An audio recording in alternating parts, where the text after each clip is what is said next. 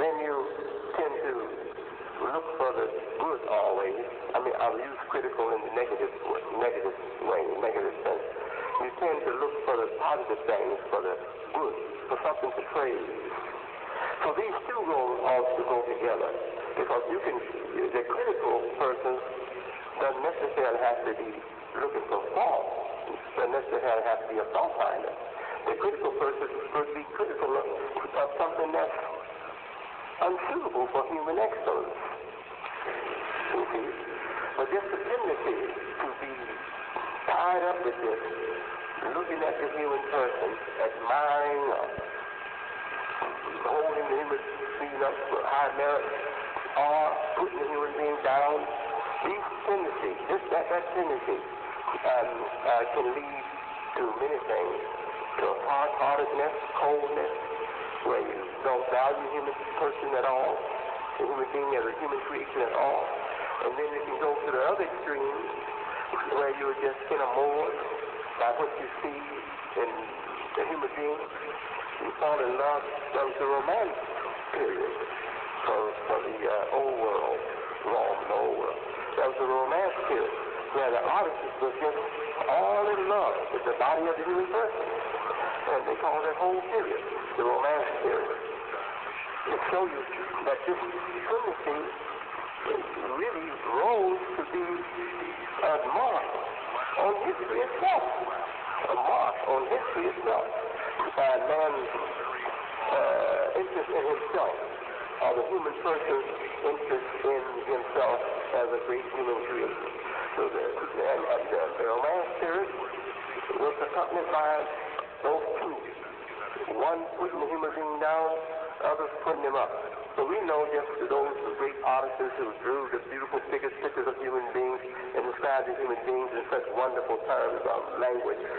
But there were also at the same time those who were putting the human being, artists who were putting the human being down, making the human being demons, making demons put making figures of demons for the human beings.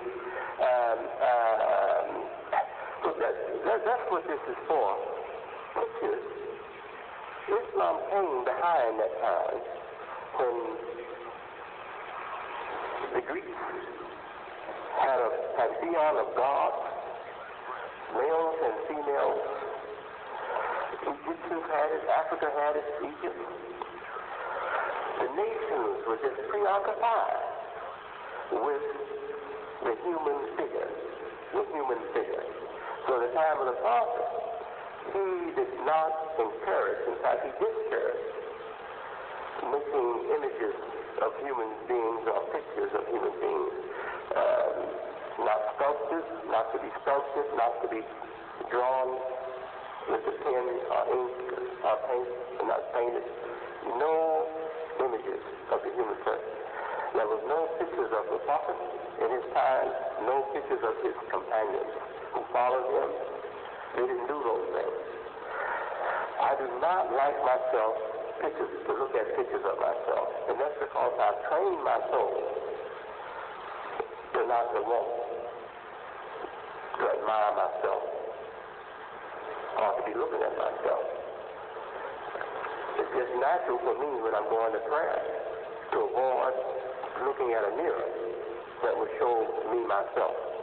When I'm walking through the room and I know there's a mirror there, I will turn my head away from the mirror while I'm walking to the place where I'm going to pray. And I think we have to be aware that human beings have this weakness in them. And if we like our pictures too much, the pictures may make us vain, may spoil us. And so my position is, dear questioner, that we should follow the Prophet Muhammad and his best followers, his companions, and not want to see our pictures up on the wall or everywhere. But for the sake of science and knowledge and history, you can have those pictures, but don't display them. Have the pictures of your babies and your family, picture books. Then if you just want to reproduce, say this was your father, you go there then. I'm not sure that that's not even painted a little bit, but I will say that I do that, and I think the interest in preserving the record whether it be in the family, this person, how they look at it. I think we will be excused for that, as long as we don't let it feed our weakness or make us vain and idle whispers. Is there more that should I say more of this that took care of it? Yeah, the answer is no. We shouldn't attach ourselves to photos.